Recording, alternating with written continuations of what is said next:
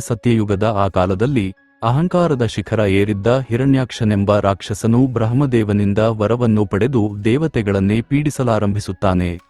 ಅಷ್ಟಕ್ಕೇ ನಿಲ್ಲದ ಆತ ಭೂದೇವಿಯನ್ನೇ ಅಪಹರಿಸಿ ಪಾತಾಳದ ಮಹಾಸಾಗರದಲ್ಲಿ ಅಡಗಿಸಿಡುತ್ತಾನೆ. ಆಗ ಭೂಲೋಕವನ್ನು ರಕ್ಷಿಸಲು ಶ್ರೀಹರಿಯು ವರಾಹ ರೂಪ ತಾಳಿ ಸಮುದ್ರದೊಳಕ್ಕೆ ನುಗ್ಗಿ ಹಿರಣ್ಯಾಕ್ಷನೊಡನೆ ಭೀಕರ ಯುದ್ಧ ಮಾಡುತ್ತಾನೆ. ಅಂತಿಮವಾಗಿ ರಾಕ್ಷಸನನ್ನು ಸಂಹರಿಸಿ ಭೂದೇವಿಯನ್ನು ತನ್ನ ದಂತಗಳ ಮೇಲೆ ಹೊತ್ತು ತರುವ ವಿಷ್ಣುವಿನ ಈ ವರಾಹ ರೂಪದ ಒಂದು ಅಂಶವೇ ಭೂಲೋಕದಲ್ಲಿ ಕಾಡು ಹಂದಿಗಳಾಗಿ ಜನ್ಮ ಪಡೆಯುತ್ತವೆ.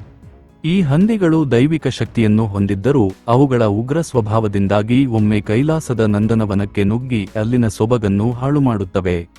ಇದನ್ನು ಕಂಡು ಕೆರಳಿದ ಪಾರ್ವತಿ ದೇವಿ ಶಾಪ ನೀಡುತ್ತಾಳೆ. ಆದರೆ ನಂತರ ಅದು ವಿಷ್ಣುವಿನ ಅಂಶವೆಂದು ಅರಿವಾದಾಗ ಆಕೆಯ ಕರುಣೆ ಉಕ್ಕಿ ಬಂದು ಆ ಹಂದಿಯ ಚೈತನ್ಯದಿಂದ ಒಂದು ಪವಿತ್ರ ಶಕ್ತಿಯನ್ನು ಸೃಷ್ಟಿಸುತ್ತಾಳೆ. ಅದೇ ಶಕ್ತಿಯೇ ಭೂಲೋಕದ ರಕ್ಷಕನಾಗಿ ಬಂದ ಪಂಜುರ್ಲಿ ದೈವ. ಪರಶಿವನು ಈ ದೈವಕ್ಕೆ ಸತ್ಯ ಮತ್ತು ಧರ್ಮದ ರಕ್ಷಣೆಯ ಜವಾಬ್ದಾರಿಯನ್ನು ನೀಡಿ ಹರಸುತ್ತಾನೆ. ಇತ್ತ ಕೈಲಾಸದಲ್ಲಿ ಪರಶಿವನ ಸ್ಪರ್ಶದಿಂದ ಉದ್ಭವಿಸಿದ ಒಂದು ಕಪ್ಪು ಶಿಲೆಯು ಅಪಾರ ಶಕ್ತಿಯನ್ನು ಹೊಂದಿತ್ತು. ಶಿವನು ಆ ಶಕ್ತಿಯನ್ನು ವಿಷ್ಣುವಿನ ಬಳಿ ಕಳುಹಿಸಿದಾಗ ಆತ ನೆಲವುಳ್ಳ ಸಂಖ್ಯೆ ಎಂಬ ರಾಕ್ಷಸಿಯ ಗರ್ಭದಿಂದ ಜನಿಸಿ ಅವಳಿಗೆ ಮೋಕ್ಷ ನೀಡುತ್ತಾನೆ. ಅತ್ಯಂತ ಕ್ರೋಧಿತ ಮತ್ತು ಹಸಿವಿನಿಂದ ಕೂಡಿದ್ದ ಈ ಶಕ್ತಿಯೇ ಗುಳಿಗ ದೈವ. ಗುಳಿಗನ ಉಗ್ರತೆಯನ್ನು ಕಂಡು ವಿಷ್ಣು ತನ್ನ ರಕ್ತವನ್ನೇ ನೀಡಿ ಲಕ್ಷ್ಮೀದೇವಿಯು ಕಮಲದ ಹೂವಿನಿಂದ ಆತನನ್ನು ಶಾಂತಗೊಳಿಸುತ್ತಾರೆ. ಮುಂದೆ ಶಿವನು ಗುಳಿಗನಿಗೆ ಭೂಲೋಕದ ನ್ಯಾಯಾಧಿಪತಿಯ ಪಟ್ಟ ನೀಡಿ ಅನ್ಯಾಯದ ದಾರಿಯಲ್ಲಿ ನಡೆಯುವವರನ್ನು ಶಿಕ್ಷಿಸುವ ಅಧಿಕಾರ ನೀಡುತ್ತಾನೆ.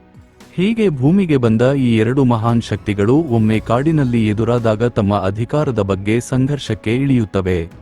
ಇಡೀ ಜಗತ್ತೇ ನಡುಗುವಂತೆ ನಡೆದ ಈ ಯುದ್ಧವನ್ನು ತಡೆಯಲು ಶಿವ ಮತ್ತು ಪಾರ್ವತಿಯರು ಪ್ರತ್ಯಕ್ಷರಾಗಿ ಇಬ್ಬರನ್ನೂ ಸಮಾಧಾನಪಡಿಸುತ್ತಾರೆ. ಪಂಜುರ್ಲಿಯು ಭೂಮಿ ಮತ್ತು ಬೆಳೆಗಳನ್ನು ರಕ್ಷಿಸುವ ಕ್ಷೇತ್ರಪಾಲನಾದರೆ ಗುಳಿಗನು ಆ ರಕ್ಷಣೆಗೆ ಕಾವಲುಗಾರನಾಗಿ ಮತ್ತು ಅನ್ಯಾಯದ ವಿರುದ್ಧ ಹೋರಾಡುವ ನ್ಯಾಯಾಧಿಪತಿಯಾಗಿ ಕಾರ್ಯನಿರ್ವಹಿಸಬೇಕು ಎಂಬ ಒಪ್ಪಂದವಾಗುತ್ತದೆ. ಅಂದಿನಿಂದ ಪಂಜುರ್ಲಿ ಮತ್ತು ಗುಳಿಗ ದೈವಗಳು ತುಳುನಾಡಿನ ಮಣ್ಣಿನಲ್ಲಿ ಅಣ್ಣ ತಮ್ಮಂದಿರಂತೆ ಜೊತೆಯಾಗಿ ಆರಾಧಿಸಲ್ಪಡುತ್ತಾ ನಂಬಿದವರನ್ನು ಕೈಹಿಡಿಯುವ ದೈವಗಳಾಗಿ ನೆಲೆಸಿವೆ. ಇಂದಿಗೂ ತುಳುನಾಡಿನ ಜನರು ಯಾವುದೇ ಸಂಕಷ್ಟ ಬಂದರೂ ಈ ದೈವಗಳ ಮುಂದೆ ನಿಂತು ಅಭಯವನ್ನು ಪಡೆಯುತ್ತಾರೆ.